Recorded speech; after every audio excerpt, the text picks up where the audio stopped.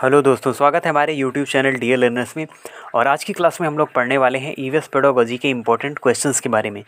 तो जैसा कि आपको पता है, हम इस समय ईवीएस की पेडागोजी को पढ़ रहे हैं और 6 क्लासेज ऑलरेडी हमारी इसमें हो चुकी हैं।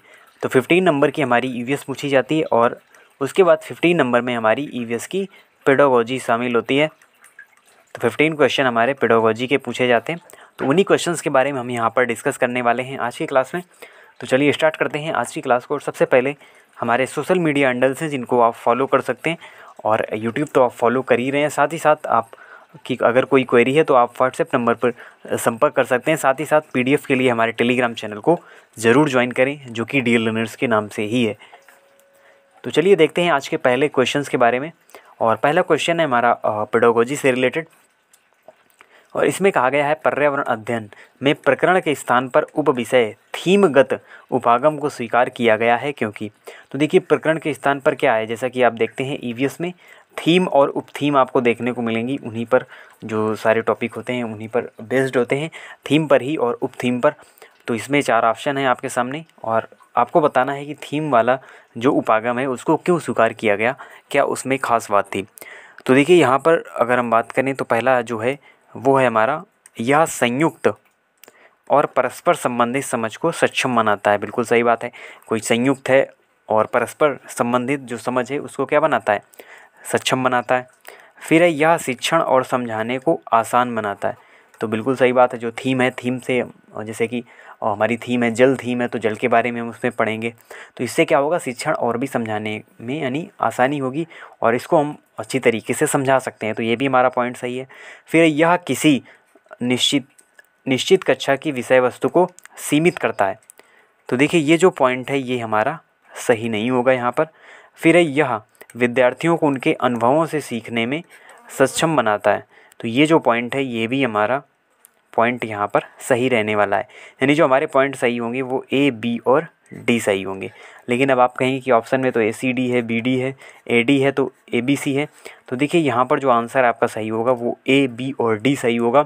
ऑप्शन यहाँ पर आपके मिसप्रिंट हैं, इसको आप सही करेंगे और ए बी डी आपका सही आंसर होगा। क्योंकि आप यहाँ पर समझेंगे तो केवल सी पॉइंट ही हमारा गलत है इस उपागम के संबंध में, क्योंकि वो विषय वस्तु को सीमित नहीं करता है और यहाँ पर आपको बताया गया है कि वो सीमित करता है, यानी ये इसका सही आंसर नहीं होगा। तो ए बी डी हमारे पॉइंट यहाँ पर सही है।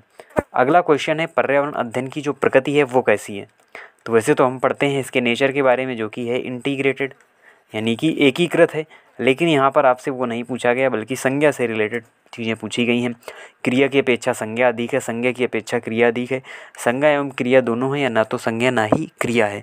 तो यहाँ पर जो आपका सही आंसर होगा वो होगा संज्ञा की अपेक्षा क्रिया अधिक है।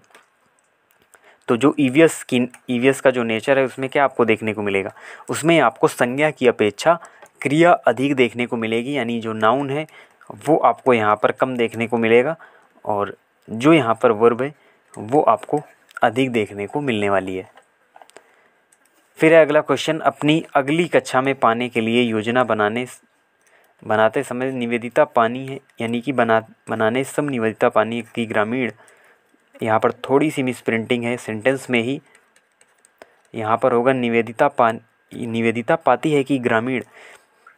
अब देखिए, फिर से सेंटेंस हम यहाँ पर पढ़ेंगे, अपनी अगली कक्षा में पानी के लिए योजना बनाते समय निवेदिता पाती है कि ग्रामीण भू विद्यार्थियों ने प्रदूषण शब्द नहीं सुना है और इसलिए उन्हें इसे समझने में कठिनाई होगी। निवेदिता को इस संप्रत्यय को शुरुआत करने के लिए कौन सी विधि का उपयोग करना चाहिए। तो आपको बताना है कौन सी विधि है जिसका यूज यहाँ पर निवेदिता को करना चाहिए। तो देखिए, यहाँ पर बात आती है कौन कौन से जो यूज हैं वो हम यहाँ पर कर सकते हैं। प्रदूषण शब्द को समझाने के लिए, मान लीजिए आप टीचर हैं और आपको प्रदूषण शब्द समझाना है और जो आपके विद्यार्थी हैं उन्होंने प्रदूषण शब्द को नहीं सुना, तो किस प्रकार से आप उसे समझाएंगे। तो व्याख्या करके। तो व्याख्या देखिए एक अच्छा तरीका इसका नहीं हो सकता है। फिर है विचार मंथन, ये एक सही तरीका हो सकता है। फिर है कठपुतली द्वारा नाटक, तो इसका कोई सेंस नहीं है। कठपुतली के नाटक से प्रदूषण आप अच्छी तरीके से समझा नहीं सकते। और क्षेत्र भ्रमण, तो ये तो आपका अच्छा तरीका होगा ही। जहाँ पर भी क्षेत्र भ्रमण आए आपको उसको अच्छे तरीके में ही क्या करना है, काउंट करना है, क्योंकि आप किसी एरिया का भ्रमण करते हैं।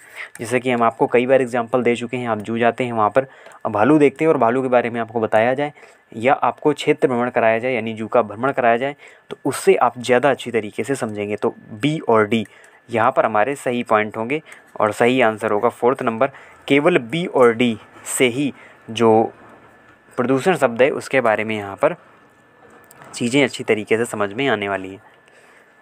फिर अगला क्वेश्चन, परिवार एवं मित्र पाठ के पूर्ण होने पर चेतन विद्यार्थियों का इकाई परीक्षण लेने का निर्णय लेता है। फिर निम्नलिखित में से कौन सा कथन इस परीक्षण का सर्वाधिक उपयुक्त उद्देश्य होगा। यानी एक आपकी थीम है परिवार एवं मित्र और ये आपकी थीम है। ये जब थीम आप पढ़ा चुके हैं, आपकी थीम पूरी हो गई, आप एक परीक्षण लेना चाहते हैं, तो इसका जो एम है, जो इसका पर्पज़ है वो क्या होगा इन चारों कथन में। तो विद्यार्थियों की प्रगति का आकलन करना, बिल्कुल सही बात है। विद्यार्थियों की प्रगति का आप पहले आकलन करेंगे। फिर विद्यार्थियों के अधिगम का आकलन करना, विद्यार्थियों की कठिनाइयों का निदान करना, बिल्कुल सही बात है। फिर विद्यार्थियों की प्रगति के बारे में बताना, ये भी आपका एक सही तरीका होगा जब आप परीक्षण लेंगे। फिर विद्यार्थियों की प्रगति का आकलन करना, तो देखिए ये भी आपका सही पॉइंट होगा, लेकिन ये यहाँ पर रिपीटेड पॉइंट है, इसलिए आप ऑप्शन आपका सही होगा ए बी सी। तो ए बी सी जो आपके पॉइंट दिए हुए हैं ये पूरी तरीके से सही हैं। इस परिप्रेक्ष्य में अगर हम कहें कि आपको कोई एक थीम आपने पढ़ाई, फिर उसमें आपको क्या लेना है, परीक्षण लेना है, तो ये तीनों ही उसके उद्देश्य होंगे, यानी इसीलिए परीक्षण वहाँ पर लिया जा रहा है। अगला क्वेश्चन है, विलियम एक शिक्षक अपनी कक्षा के लिए पक्षी अवलोकन क्लब की स्थापना करना चाहता है, उसे इस क्लब का नेता किसे बनाना चाहिए। तो नेता किस प्रकार से चुनना चाहिए वो बताया गया है। कक्षा में सर्वाधिक अंक प्राप्त करने वाले विद्यार्थी को, कक्षा के सबसे शरारती विद्यार्थी को छोटे छोटे समूह बनाकर उन्हें नेता चुनने के लिए कहें, वह स्वयं अपने आप को नेता घोषित करेगा। तो कक्षा में सर्वाधिक अंक प्राप्त करने वाले विद्यार्थी का नेता से कोई लेना देना नहीं है। शरारती बच्चा तो पहले ही यहाँ पर गलत हो जाएगा, वह स्वयं अपने आप को नेता घोषित करेगा। तो इसमें भी सामूहिक, कहीं अगर हम बिहेवियर की बात करें तो सामूहिक जो बिहेवियर है वो यहाँ पर नहीं दिख रहा है। सही आंसर होगा 3rd नंबर, छोटे छोटे समूह बनाकर उन्हें नेता चुनने के लिए कहेंगे। आपको हमेशा ध्यान रखना है, चाइल्ड सेंटर्ड आपको रहना है, साथ ही साथ बच्चे की भलाई के बारे में सोचना है कि बच्चा अगर क्या करेगा, छोटे छोटे समूह बनाकर वो आपस में नेता चुनेंगे, उनको भी पार्टिसिपेट करना है, भागीदार करना है। यानी जो बच्चे हैं उनको पार्टिसिपेशन होना चाहिए किसी भी कार्य में, वो आपको ध्यान रखना है। फिर अगला क्वेश्चन, भोजन पाठ पर चर्चा करते हुए गुरप्रीत विद्यार्थियों से करती है कि आपके परिवार में सबसे बाद में भोजन कौन करता है, प्रश्न करती है बेसिकली यहाँ पर होगा। सब्जियाँ कौन खरीदता है उसके परिवार में, खाना कौन बनाता है, वह ईवीएस के निम्नलिखित में से किस मुद्दे पर चर्चा करने का प्रयास कर रही है। तो कोई शिक्षिका अगर आपसे खाने के बारे में पूछती है, भोजन पाठ पर चर्चा करते हुए आपसे पूछती है, तो वो किस मुद्दे पर चर्चा करने का प्रयास कर रही है, ये आपको यहाँ पर बताना है। तो देखिए परिवार की खान पान की आदतें, ये आपका सही आंसर यहाँ पर नहीं होगा। फिर है परिवार को एक साथ मिलकर खाना खाना चाहिए की भूमिका, ये भी आपका सही नहीं होगा यहाँ पर। फिर है परिवार के सदस्यों की भोजन पकाने में भूमिका, तो ये आपका नीचे आएगा। तो यहाँ पर आपका जो आंसर सही होगा वो यहाँ पर परिवार में जेंडर भूमिका को चुनौती, ये भी आपका सही एक एम है, यानी इस मुद्दे पर यहाँ पर विचार होगा कि खाना कौन बनाता है, सब्जी का कौन खरीद कर लाता है। तो डी आपका आंसर सही होने वाला है। ए और सी, तो ये तो आपका पहले ही गलत हो गया, तो सी और डी आंसर आपका सही होगा। केवल सी और डी आपका सही आंसर है। अगला क्वेश्चन है, श्याम ने ऑनलाइन कक्षा के दौरान अपने अध्यापक को बताया कि कोविड लॉकडाउन के दौरान उसके पापा ने उसके पड़ोस के गरीब बच्चों को भोजन खिलाने के लिए कहा। श्याम का यह व्यवहार किस शैक्षिक पक्ष का आकलन करने वाले किस उपकरण में दर्ज किया जाएगा। यानी जो एक यानी श्याम ने क्या कहा कि अपने अध्यापक को बताया कि कोविड लॉकडाउन था जब उसके पापा ने उसको पड़ोस के गरीब बच्चों को भोजन खिलाने के लिए कहा था। तो इस प्रकार का जो व्यवहार है, यानी गरीबों की मदद करने का जो व्यवहार है, गरीबों की मदद करने का जो इसका व्यवहार है, बिहेवियर है, वो किस उपकरण में दर्ज किया जाएगा। अवलोकन सूची, रेटिंग स्केल, वृत्तांत रिकॉर्ड या पोर्टफोलियो। तो ये देखिए शामिल किया जाएगा आपका पोर्टफोलियो में। अगला क्वेश्चन है, गीता की कक्षा का एक विद्यार्थी इकबाल दृष्टिबाधित है, यानी इकबाल जो कि एक विद्यार्थी और क्या है, दृष्टिबाधित है, यानी उसको दिखाई नहीं देता। गीता देखती है कि वहाँ पिछले कुछ दिनों से विद्यालय नहीं आ रहा है। उसके अभिभावक से बात करने पर पता चलता है कि उसे बोर्ड को पढ़ने में कठिनाई होती है और वह कक्षा प्रक्रियाओं में भी भाग नहीं ले पा रहा है। गीता को इकबाल को विद्यालय आने के लिए प्रेरित करने हेतु क्या करना चाहिए? तो इसे आप अपने नज़रिए से सोचेंगे कि आप टीचर हैं, आपकी कक्षा में कोई एक विद्यार्थी है जिसको दिखाई नहीं देता, और वो जब उसके आप अभिभावक से बात करते हैं तो आपको पता चलता है कि उसको बोर्ड यानी वो बोर्ड नहीं पढ़ पाता, ये उसको दिक्कत हो रही हो, और भी जो प्रक्रियाएँ होती हैं उनमें भी भाग नहीं ले पाता, ये भी एक दिक्कत है। तो उसे घर से पढ़ने की स्वीकृति देनी चाहिए। ये देखिए पहले यहाँ पर पढ़ने होगा, तो देखिए घर से पढ़ने की अनुमति से कोई जब उसको दिखाई ही नहीं देता तो वो ऑनलाइन क्लासेस भी अटेंड नहीं कर सकता। तो घर से पढ़ने की स्वीकृति का यहाँ पर कोई सेंस नहीं है। फिर है उसके अभिभावकों को डॉक्टर से सलाह लेने के लिए कहना चाहिए, तो ये भी आपका कोई सेंस नहीं हुआ। कोई दृष्टिबाधित है, डॉक्टर सलाह बेसिकली आप पहले यानी इलाज तो उसका कराया ही गया है, तो डॉक्टर सलाह लेने की कोई यहाँ पर ये पॉइंट हमारा सही नहीं होगा। आप उसे किस प्रकार से विद्यालय आने के लिए प्रेरित करने हो तो क्या करना है, तो ये डॉक्टर का कोई यहाँ पर सेंस नहीं है। वो एक अलग बात है कि वो उसका इलाज कराएं या कुछ करें, वो एक अलग बात हो गई, लेकिन आपको विद्यालय आने के लिए प्रेरित करना है। कक्षा नाटक की योजना बनाकर इकबाल के लिए भूमिका निर्मित करनी चाहिए। देखिए कक्षा नाटक आप करेंगे, जब उसे दिखाई नहीं देता तो उसका कोई सेंस नहीं है। फिर है दृष्टिबाधित का मतलब है कि दिखाई तो देता है लेकिन कम दिखाई देता है। इकबाल को आगे की सीट पर बिठाना चाहिए, और ये आपका एक सही रीज़न है। आप इकबाल को क्या करें, जब उसको दिखाई नहीं देता, अन्य प्रक्रियाओं में भाग नहीं ले पाता क्योंकि कम दिखाई देता है, तो इससे क्या होगा, इकबाल को जब आप आगे की सीट में बैठाएंगे तो यहाँ पर जो ब्लैक बोर्ड है उसके काफ़ी नज़दीक होगा, तो उसी तरीके से देख पाएगा और समझ पाएगा चीज़ों को। तो ये एक सही तरीका हो सकता है उसको विद्यालय आने के लिए प्रेरित करने के लिए। ऋषि चीज़ें हम जो बनाते हैं और करते हैं, पढ़ाने की योजना बना रहा है, यानी एक ऋषि जो कि एक टीचर है, इस थीम पर, ये एक थीम है, चीज़ें जो हम बनाते हैं और करते हैं, इस पर पढ़ाने की योजना बना रहा है। वह रेशम कैसे बनता है इस पर चर्चा करना चाहता है, इसके लिए सबसे उपयुक्त क्या होगा, यानी उसको पढ़ाना है इस थीम के अंतर्गत टॉपिक रेशम, और रेशम को इंग्लिश में कहते हैं हम सेरीकल्चर, यानी सेरीकल्चर को पढ़ाना है कि रेशम किस प्रकार से तैयार होता है, किस प्रकार से रेशम कीट से रेशम को तैयार किया जाता है। तो इसके लिए सबसे उपयुक्त क्या होगा कि वो बच्चों को सबसे अच्छी तरीके से किस टाइप से समझा सकता है। कक्षा में चर्चा करके एक अच्छा तरीका हो सकता है, विशेषज्ञ वार्ता ये भी अच्छा तरीका हो सकता है, वृत्त चित्र प्रस्तुतिकरण ये भी अच्छा तरीका हो सकता है, सेरीकल्चर यूनिट का दौरा, और हमारा सही आंसर होगा 4th नंबर। देखिए सही तो आपको पहला भी लगेगा, लेकिन सबसे उपयुक्त होगा 4th नंबर। हमने आपको पहले ही बताया क्षेत्र भ्रमण जहाँ पर आ जाए वहाँ पर सबसे ज़्यादा बच्चा सीखेगा क्षेत्र भ्रमण से।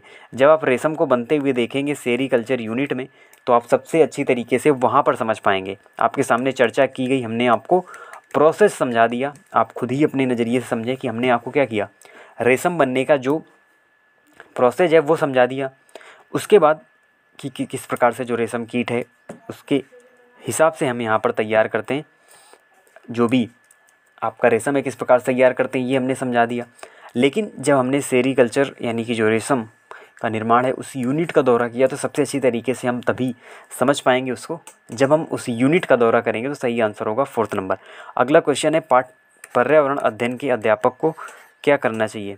तो आपको बताना है पर्यावरण अध्ययन यानी जो ईवीएस का टीचर है उसको क्या करना चाहिए। सबसे अच्छा पाठ्यचर्या का निर्माण, पाठ्यचर्या का पालन, पाठ्यचर्या का हस्तांतरण या फिर पाठ्यचर्या का क्रियान्वयन। तो सही आंसर यहाँ पर जो आपका होगा वो होगा पाठ्यचर्या का निर्माण। तो पाठ्यचर्या का निर्माण करना चाहिए एक ईवीएस की टीचर को। अगला क्वेश्चन है कक्षा पहली और दूसरी के लिए पर्यावरण अध्ययन की कोई पाठ्य पुस्तक नहीं है। ऐसा इसलिए है क्योंकि यानी देखिए जो फर्स्ट स्टैंडर्ड है, सेकंड स्टैंडर्ड है, इसमें ईवीएस की कोई बुक नहीं रखी गई है। फिर उसके बाद 3rd, 4th और 5 स्टैंडर्ड में ही आपको प्राथमिक स्तर पर जो ईवीएस की बुक है वो देखने को मिलेगी। तो आपको बताना है फर्स्ट और सेकंड स्टैंडर्ड में जो ईवीएस की बुक है क्यों नहीं रखी गई है। इन कक्षाओं के विद्यार्थियों को पर्यावरणीय अवधारणाएं पढ़ाना कठिन है, तो ये कोई यहाँ पर सेंस नहीं हुआ। फिर है पर्यावरणीय घटकों को भाषा और गणित के साथ समाहित किया गया है। ये आपका एक सही आंसर होगा कि जो पर्यावरण घटक हैं, ईवीएस के जो घटक हैं, उनको हमने मैथमेटिक्स और भाषा वाले सेक्शन में मिला दिया है, इस वजह से यहाँ पर कोई पुस्तक नहीं रखी गई है। अगला क्वेश्चन है रमेश कक्षा 5 में जंतु और को पढ़ाने के लिए नाटक का उपयोग करना चाहता है, उसे क्या करना चाहिए। यानी जो नाटक का उपयोग करना है पढ़ाने के लिए तो उसे क्या करना चाहिए। पहले से लिखित नाटक का चयन कर निर्देशित करे, या फिर स्वयं नाटक लिखकर निर्देशित करे, विद्यार्थियों से नाटक लिखने और अभिनय करने को कहे, पहले से मंचित और अभिनीत नाटक को खोजे। तो देखिए आपको ज़्यादा से ज़्यादा बच्चों को इन्वॉल्व करना है और उनको खुद में ही बच्चों को इन्वॉल्व करना है। तो पहले से लिखित का बनाएंगे तो कोई यहाँ पर सीख नहीं मिलेगी। फिर स्वयं नाटक लिखकर निर्देशित करे तो इससे भी बच्चों को कोई फ़ायदा नहीं होने वाला। ऑप्शन नंबर 3 आपका सही है, विद्यार्थियों से नाटक लिखने और अभिनय करने को कहें। यानी इसमें आपने क्या की, भागीदारी की, पार्टिसिपेशन किया, जो भी बच्चे थे उनको क्या किया, भागीदारी की। तो ये आपका सबसे सही आंसर होगा। फिर अगला क्वेश्चन, जल पर चर्चा करते हुए शिवांगी कक्षा 8 के विद्यार्थियों से, कक्षा 5 के विद्यार्थियों से आकाश का चित्र बनाने को कहती है। लैम ने आकाश में हरा रंग भरा, उसने इस रंग को क्यों चुना? यह पूछने पर वो जवाब देता है कि उसके घर के पास तालाब का रंग हरा है, क्योंकि पानी आकाश से आता है, इसलिए आकाश हरा होगा। और यहाँ पर थोड़ा सा हमें लगता है जो ये क्वेश्चन है ये आपका मिसप्रिंट है, तो इसकी भाषा थोड़ी सी मिसप्रिंट है, तो इसको हम यहाँ पर छोड़कर आगे देखें। क्योंकि आकाश हरा हो यहाँ पर, क्योंकि आकाश तो नीला होता है, तो इस वजह से यहाँ पर थोड़ा सा ये मिसप्रिंट क्वेश्चन है। अगला क्वेश्चन है, ईवीएस के लिए रचनात्मक आकलन क्या रहने वाला है? तो ईवीएस के लिए रचनात्मक आकलन क्या होगा ये आपको बताना है। तो जो रचनात्मक आकलन है ये है आपका अधिगम के लिए आकलन, बिल्कुल सही बात है। अधिगम का आकलन आपको नहीं करना, ये एक रचनात्मक आकलन के सेंस में नहीं आता। फिर है आकलन के साथ अधिगम, ये भी आपका सही पॉइंट है। फिर है अधिगम के बारे में आकलन, ये भी आपका गलत पॉइंट है। तो केवल ए और सी आपका यहाँ पर सही आंसर रहने वाला है ईवीएस के रचनात्मक आकलन के सेंस में। अगला क्वेश्चन है, निम्नलिखित में से कौन सा साधन ईवीएस में रचनात्मक आकलन के लिए उपयोग किया जाता है? तो यहाँ पर आपसे पूछा गया है कि जो ईवीएस में रचनात्मक आकलन के लिए किसे उपयोग किया जाता है? सहपाठी आकलन, स्वयं आकलन, भव आकलन या दृष्टांत विलेख? दृष्टांत विलेख होगा नहीं, भव अवलोकन नहीं होगा, यहाँ पर सही आंसर होगा स्वयं अवलोकन, स्वयं आकलन इसका सही आंसर होगा। जो रचनात्मक आकलन होगा वो कहीं ना कहीं आपका स्वयं आकलन से ही संबंधित होगा। तो ये हमारे 15 क्वेश्चन थे जो हमने यहाँ पर डिस्कस किए ईवीएस की पेडागोजी से रिलेटेड।